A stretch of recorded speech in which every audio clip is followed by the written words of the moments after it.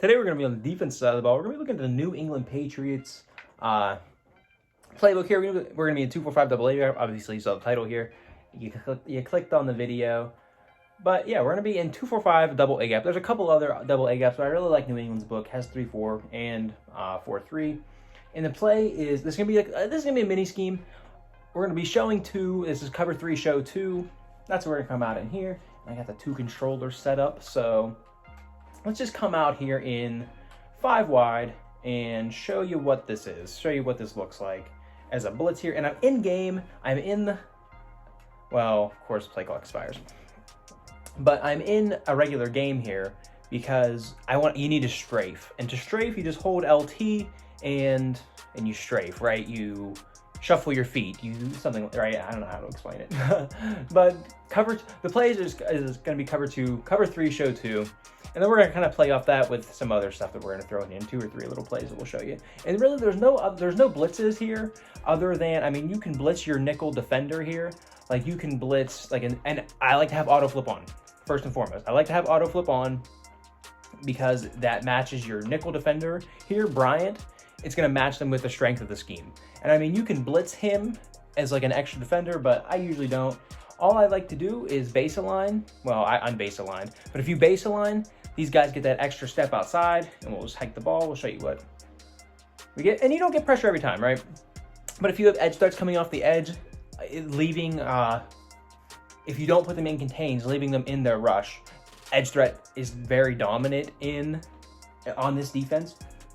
And you see Jude on over there. I don't know if he lit up. I'm not sure if he has edge threat. I mean, he definitely shed right there. But just come out and cover 3, show 2. And this defense is really meant to keep your opponent in front of you. Not really. So a base line, like you can play over the top, play your zone drop at 25 yards, right? Play your purples at 25 yards. And I mean, Dawson Knox is kind of in the way. So I'm going to try to motion him anywhere else. And let's see if we can get this snap off here. And of course, I wasn't strafing, but you did see there. I'm not even sure that Uche, I'm not really sure how you say my man's name there, but you saw him. I mean, that's not an edge threat or anything like that. That's just a quick shed. And if you are, let's see if I can get one here. Yeah, so now we're back here on defense, and we're going to be on Buffalo side. Still cover 3, show 2, though. Let's come out in something crazy. I guess it really doesn't matter here. Just verticals is fine. So again, right, we're going to base align. User Matt Milano. And really what we're trying to do here is pull the center. We're trying to, like, you can even push your stick forward just a little bit and just tap them. And then that's where like, getting off blocks and stuff helps as well. So we base aligned. You kind of chip them there. I mean, you can see your edge defenders. And Rousseau is actually a really good one for this because he's fast. You want higher acceleration guys there, higher speed as well. Because once you put these guys in contains, you're gonna like, right, you can put these guys in contains and keep the quarterback in the pocket, which is really helpful because a lot of these schemes that these guys have is getting outside the pocket and pushing it over the top, like on your cover 3, or in this case, cover 3, right? So we're gonna snap that thing again. And of course the Pats line is really good, but Jerry Hughes eating out there. And what makes this defense so good is you're only sending 4 people. Like you're only sending 4 humans at their 5. You're dropping everybody else in the coverage, right? You're dropping 7 other people into coverage, which is awesome to keep the game in front of you. So, and then, I mean, you can't send that extra heat. We're trying to get this here. I'm trying to get this to work here for you guys. Let's try to get him out of the way again. See if we can't get Hunter Henry just completely moved out the way. And let's see if we can't get it here. Yeah, so the tackles are doing a good job here. And that does affect it too, right? Better tackles you play according to your position players as well on the edge. That all matters as well. But let's see if we can get it here. But sometimes though, let's just get right here. This guy right here, like Rousseau, he will beat his guy completely and he won't even get blocked. That happens. So let's actually go to under center. I'm dropping stuff right. Back to cover 3, show 2. We're gonna base align. We're going to strafe. And remember, you just want to tap that center. Oh, that's not what I meant to do at all. That's not what I meant to do. But you do get edge pressure there. And of course, like I said, keeping the game in front of you, that's the main idea with this defense. But if you go on ahead here, and same thing, baseline, and the rest of your coverage behind, I'm not going to touch on that too much here, but the rest of your coverage behind the play here, the four guys here. So like ideally, if you could have like 2 edge threats and then 2 inside stuffs, and then your user and another linebacker there, maybe you're another good safety. But if you put these guys in contains, you can see there, you're really keeping him in the pocket. You're really containing him, really, right? Sometimes contains. That's the other thing. I mean, playing defense in this game is so hard, and sometimes contains just don't work. Sometimes your purples just don't work. So that does make it really tough here. I'm trying to get an example here of just getting that free pressure. But if you're not getting that free pressure by just strafing, tapping the center, what you can do is blitz a high tower in this case, and then you're responsible for the whole middle of the field. So that's tough on your part, but same thing, strafe baseline, and that's what it's supposed to look like with just you strafing. So let's go into the replay here. And you see how quick that is. You see how, well, let's zoom out, not zoom in. You can see how fast that is, right? And that's only 5 people. I mean, you could, like over here, you could drop him, you could bluff blitz him. I think that's Junon over there I have. But that's just a free rusher. That's just sending 5 people. And you're just responsible for the whole middle of the field. And in this situation, I'm covering it. I'm covering the tight end. The user is covering the tight end. That's your job. You can play underneath, right? You can, whatever it is you need to do. So that's a great way to get pressure out of this. And the great part about this is, I mean, you can come out in anything, any base coverage. Like a cover 2, do that same thing. Blitz that other guy. And of course, I mean, they can pick this blitz up, right? It's not even really a blitz, right? Okay, like this isn't really even a blitz. So like that's what we're looking at here. You're responsible for the whole middle of the field. And then, I mean, it's quick. It's very quick. You're still strafing, you're baselining. And right there, I mean, they do pick it up. They have 5 guys that can block your 5 guys. That's totally possible. That's a very possible outcome. But you're only sending 5 people. You're not sending 7 people and then hoping and praying that you can just hold up in the back end. You're only sending 4 or 5 guys this entire scheme.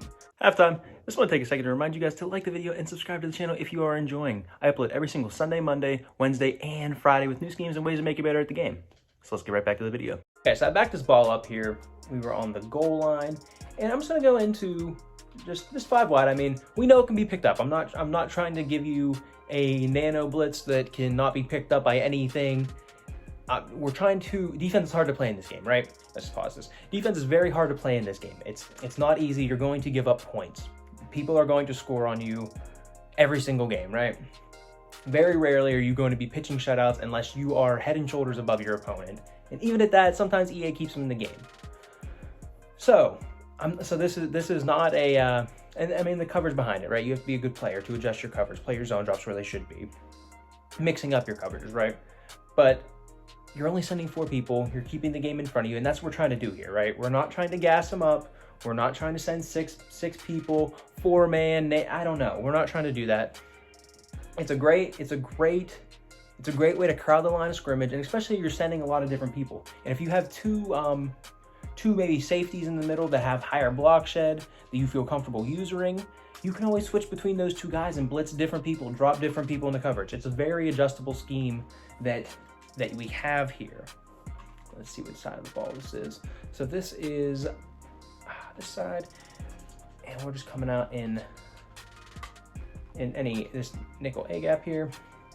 But the next thing we're going to do, I mean, and this goes for this cover 3 show 2. You can do that in any base coverage play, what we just did there. So we're going to come out in this nickel dog, this play right here with the cover 4. And you have a man coverage out there. What I like to do is just put him in the deep, and then you see you already have the setup for your blitz, right? So we're just gonna hike this ball. And again, I mean, right there, see, he just dumbs out though. But that can happen because they're so wide. That just happens sometimes, especially you get those really fast guys. That's why speed is so important in this. That's why speed is very, very important. But you can already see nickel dog Meg, you're already set up in your blitz. And then with having the auto flip on, your blitz is already to the strong side. Your extra zone player, your extra purple zone is already to the right side, the correct side of the field. I mean, you have buck zone blitz here as well, which is really nice. When your baseline gets the extra step, really nice as well. You're already set up in your blitz with an extra defender out there as well, an extra purple. And you can see, I mean, if he wouldn't have got chipped out there, Russo would have came in free, but you can see that already. You can see that it's already set up there, which I mean, that's really, it's not too much of a setup already, but I mean, you have other plays, mid blitz. These same things work out of cover one whole press. So like if you want to run this cover one, you want to run some man coverage. We'll just come on 5 wide again, make it easy. So right, you just want to come out in man coverage. And so you blitz Edmonds right here. So like, you got a haul to get back to this part of the zone. As soon as that thing snaps, you got to be ready to chip, hit that center if you can, if not, bail. So we're gonna snap this ball here. You're running man coverage. And I mean, it's such a good defense. It's just such a good defense. It's very good. It is very good to, I mean, it's tough for your opponent. Like, look at all the guys at the line of scrimmage. I mean, that's a ton of people that he has to worry about. 7 people. I mean, your nickel defender isn't like in the box, but I mean, if you blitz him sometimes, he has to worry about him coming in, right? 7 people he has to worry about blitzing at all times. I mean, that's awesome. So like here, we're just strafing. We didn't even touch the center on that one. But you can just see, I mean, everybody gets through. Everybody. Like, Groot isn't even, it's not even touched if I can speak. Rousseau, Groot, the right end over here, is not even touched. Jerry Hughes sheds like just a madman. And then Tremaine Edmonds just gets through the little hole right there. And just, that's 3 people at the quarterback. That's insane. So yeah, I mean, very good defense, especially if you switch your coverages. Like I said, switch your zone assignments, switch who's blitzing, who's dropping. There's no saying you're in the cover 3 and you don't put your 2 ends here on hard flats and you just put a Mabel out there on both sides. I do that all the time, right? To do a Mabel with a spy out of one of these 2D tackles, or right? All kinds of things you can do with this defense mixed with that quick pressure. Really, really good defense here. The only thing is you gotta really haul sometimes to get back into this area of the field. That's your spot. Really, this whole area, if you're using both people, you gotta haul to get back there because they're gonna try to throw it on you. But if you have a big, tall guy, you have Taylor Mays, Tremaine Edmonds, great user. Change of direction isn't there, but he's 6'5" and he's fast, man. So if you have a big user, quick speed, you can get back here pretty quick. And I get a lot of picks that way as well. They think they can fit that ball in there, and you're hauling to get back there already, and you make the pick. So, but before we end this video here, I just want to talk about the setup here. In terms of your depth chart, this right here, Gregory Rousseau, in his spot where he's rushing, that's going to be your free rusher that comes in and hits the quarterback. Really like fast guy here, quick excel, quick speed, all that good stuff, coming in untouched. This is your rush left end on your MUT squad, your whatever your depth chart is. Rush left end, this guy right here, this defensive tackle is going to be your rush defensive tackle 1. The guy here, rush defensive tackle 2. And Jerry Hughes on the other side is your rush right end. So, and then your 2 middle linebackers here, Tremaine Edmonds on the right side of the screen is your sub linebacker 1. And the second guy here is your sub linebacker 2. So that's how that setup would be. And like on the defensive tackles, I like inside stuffs. On the outsides, obviously edge threat, very, very dominant. And they're going to get a lot of animations because they're so wide and they're going to be one-on-one. So unless you got edge protectors out there, your edge threats can absolutely wreck the game for your opponent. So that's kind of how the depth chart works out there. Then of course, this is just your slot corner, CB1, CB2, safeties. Pretty much how that works out, these 2 safeties up there. And that's how that works out. But very nice here. A lot of people do run the double A gap. It's pretty popular. I've seen it online quite a bit. Really good scheme overall. And if you can get to those, cover those weaknesses in the defense that right behind the line of scrimmage, right? You're crowding the line of scrimmage. Of course, there's going to be open areas there. If you can mitigate those risks, it's a very dangerous defense, especially with the adjustments that you can make. can definitely make some stuff happen with it. But hope you guys enjoyed this one. If you did, go ahead and like the video, subscribe to the channel, all that stuff, all that good stuff. And yeah, I hope to see you in the next one. Later.